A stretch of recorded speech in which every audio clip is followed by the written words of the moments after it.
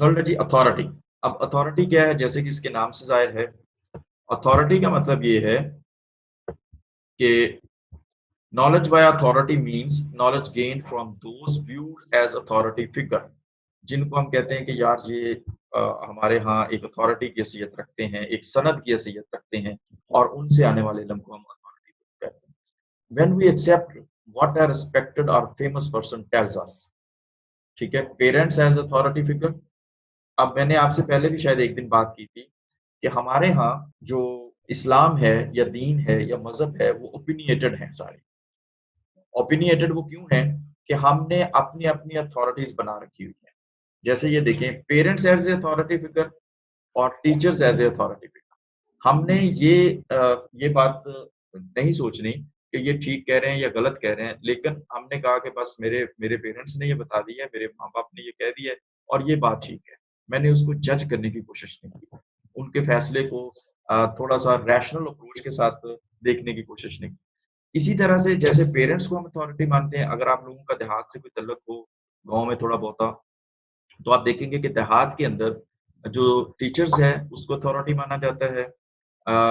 या जो इमाम मस्जिद है वहाँ का कारी है उनको अथॉरिटी माना जाता है, या कोई थोड़ी बहुत मजहबी, सियासी, समाजी, पॉलिटिकल शख्सियत जो है जिसका थोड़ा-सा रख-रखाव है, तो वहाँ पे उसको अथॉरिटी माना जाता है। और जो तमाम फैसले करवाए जाते हैं वो या पिंड दा चौधरी कह लो, आप उसको नंबरदार कह रहे हैं, ठीक है? वहाँ का मौलवी, इमाम मस्जिद या टीचर, ये वो सोसाइटीज़ हैं। जैसे हाँ, आप तो मीडिया के लोग हैं, यार वो लोग जो हमने वो पढ़ा था ओपिनियन लीडर, याद है आपको? किसी मुआशरे के अंदर ओपिनियन लीडर कौन से होते हैं?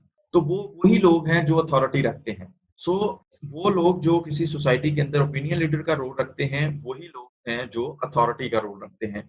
सो हम सम टाइम हमारे सोसाइटीज़ के अंदर बहुत सारी चीज़ें इसी वजह से रिवाज पा जाती हैं कि चौधरी साहब ने कह दिया बस जी इवें ही होना है। फलाँ बंदे ने कह दिया जी बस ये बात ऐसे ही होनी है। हमने इसको इसी तरह से लेके चलना है। So, for example, in some time periods and cultures, the church and its leaders were responsible for providing much of the knowledge that individuals gain throughout their lives. इसको जरा समझें। गैलीलियो की मिसाल सुनी हुई है, जिसने कहा था जमीन घूमती है।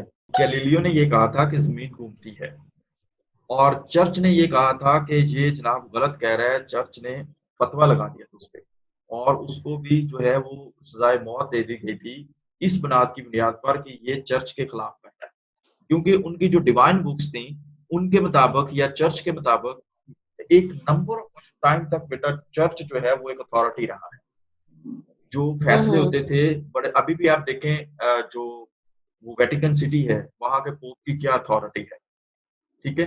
सो हम्म। चर्च, जी, चर्च एक अरसा तक इस बात की अथॉरिटी रहा है और उससे ही फैसले होते रहे हैं, जो चर्च कह देता था वही होता था।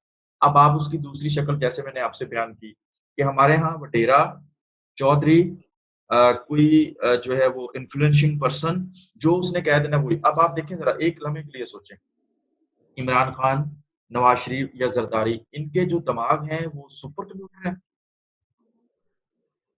क्या है इनके दिमागों में? इंसान ही है ना हमारी तरह से। Yes sir. अच्छा, अब आप देखें कि नंबर जो लोग इनके साथ वाबस्ता हैं, वो बात कर रहे होंगे जनाब इमरान खान के विजन के मुताबिक, जनाब जरदारी के विजन के मुताबिक, जनाब मैं हंसता हूँ इनकी बात को सुन के, जनाब नवाज शरीफ के विजन के मुताबिक। वेल, हो सकता है कि वो जो बात कर रहा है ये कह के कि इसके विजन के मुताबिक। अब चले मैं एक मिसाल आपके सामने रखूं। मुझे नहीं समझ आई आज तक कि बिलावल इत्तेजाज एहसन से ज्यादा कैसे इंटेलेक्चुअल हो गया, अगर हम दुनियादारी के हवाले से ही उसको मेजर करें। तो बिलावल इत्तेजाज से या वो जो कायरा है उससे या बाकी इनके जो लोग थे रज़ा रब्बानी, इन इन जैसे लोगों से बिलावल कैसे अहम हो सकते हैं? लेकिन आप देखें ये सारे के सारे अथॉरिटी उसको माने बैठे हैं, उसको अथॉरिटी माने बैठे हैं, और ये हमारे यहाँ यही कुछ चल रहा है। जो अथॉरिटी कहेगी जनाब, जो वज़ीर-ए-आज़म साहब कहेंगे उसके। लेकिन आप देखें दूसरे ममालिक में ऐसे वहाँ पे थिंक टैंक फैसले करते हैं। वहाँ पे पर्सन अथॉरिटी नहीं होता। वहाँ पे थिंक टैंक बैठ के जो फैसले करते हैं उस पर्सन को उस बात को ओबे करना पड़ता है। लेकिन हमारे यहाँ हम पर्सनैलिटीज़ को ओबे करते हैं, अथॉरिटीज़ को ओबे करते हैं। तो हमारे यहाँ ये एक, अब आप देखें ज़रा एक लम्हे के लिए प्लीज़ सोचिए, अगर मैं गलत हूँ तो मुझे जवाब दीजिए। हमारा अल्लाह एक है, अगर हम बिलीव कर रहे हैं जिन चीज़ों पे, चलें हम सारे अल्हम्दुलिल्लाह मुसलमान हैं। कुरान एक है जिससे हमें हमारे सारे मामला चल रहे हैं, नबी एक है। लेकिन इसके बावजूद आप देखें कि आपको इस वक़्त अगर आप दीन सीखने निकलें, तो आपको दर्जनों दुकानें नज़र आएँगी। बल्कि अगर मैं सैकड़ों कहूँ तो वो गलत नहीं होगा। और हर एक अपनी अपनी अथॉरिटी शो कर रहा है। जो बंदा जमात इस्लामी के साथ है वो उसको अथॉरिटी मान रहा है, जो तंजीम इस्लामी के साथ है वो उसको अथॉरिटी मान रहा है, वो किसी अहले हदीस ग्रुप के साथ है वो उसको अथॉरिटी मान रहा है, कोई अहले तशी ग्रुप के साथ है वो उसको अथॉरिटी मान रहा है। और अल्लाह के बंदो, अथॉरिटी तो कहीं और थी, लेकिन अब हमने उन सारी अथॉरिटीज को डिवाइड करके लोगों के हाथों में दे दिया है। और अब आप देखें, कभी मैंने किसी भी अपनी मजहबी सियासी शख्सियत से मैंने ये आपको खुदा न अस्तगफिरुल्लाह, पिछले इलेक्शन में ऐसा हुआ, ये इस गवर्नमेंट से नहीं, इससे पिछले, जब जो मुशर्रफ साहब आए थे, तो उन्होंने ये किया था कि बीए की जो डिग्री की सनद थोड़ी-सी लगाई थी, आपको अगर अंदाज़ा हो। बहुत सारे एमपीएस, एमएनएस जो मेंबर्स मुंतखब हो चुके हुए थे, वो जाली डिग्रियों की बुनियाद पे फारिग हुए थे पार्लियामेंट से। अच्छा, अब उसके बाद मैं आपको उँगलियों पे मिसालें दे सकता हूँ कि वही लोग जो फारिग हुए थे, उन्हीं का भतीजा, बेटा, बेटी दोबारा उसी इलाके से एमपी, एमएनए में। या देखें, इससे बड़ी उल्लू की बात क्या है कि उस इलाके के बंदे ने जालसाजी से धोखा देके जाली डिग्री पे वो मुंतखब हुआ। 6 महीने, साल, 2 साल तक उसने बलात्कार किया उन लोगों के एतमाद के साथ, और फिर वही लोग उसको कंधों पे उठा के उसकी बेटी को, उसके बेटे को, उसके चाचे को, उसके भतीजे को दोबारा एमएनए करा रहे हैं। और किसी बंदे ने उससे नहीं पूछा, उल्लू के पट्टे, तूने हमारे साथ धोखा क्यों किया? नो वे। अब उसको अथॉरिटी माना।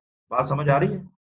उस यस सर। अभी जो मौलाना फजलुर रहमान साहब लेके गए थे धरना, और मुख्तलिफ क्लिप्स में देखता रहा हूँ, किसी को कोई पता नहीं था वो किधर आए हुए हैं। बस उन्होंने मौलाना को अथॉरिटी माना और उसके पीछे चल दिए। अब मौलाना ने उनको ये नहीं बताया कि अब देखें, मैं इसकी एक मिसाल देता हूँ। अल्लाह के नबी के दौर में जितने आपने जो है तबलीग की चीज़, कहीं पे आपने ये नहीं कहा कि मैं अथॉरिटी। आपने हमेशा ये कहा कि ये अल्लाह की तरफ से हुक्म है और अल्लाह अथॉरिटी है, मैं तो सिर्फ़ उसको डिलीवर करने वाला हूँ। हम्म। और जब भी कभी फैसले की बात आई, तो सबको बिठाया और उसके बाद मशावरत की, उसके बाद किसी चीज़ को डिक्लेयर किया कि हाँ, हम ऐसे कहीं पे ये नहीं कहा नऊज़ुबिल्लाह। अब आप देखें, हम इतने-इतने बड़े आशिक़े रसूल, और हम अथॉरिटी, एक आम से बंदे को हमने अथॉरिटी बनाया हुआ है। और देखें, इसमें उनका कसूर नहीं है, इसमें कसूर हमारा है क्योंकि हमने उनको अथॉरिटी एक्सेप्ट किया। Getting my point?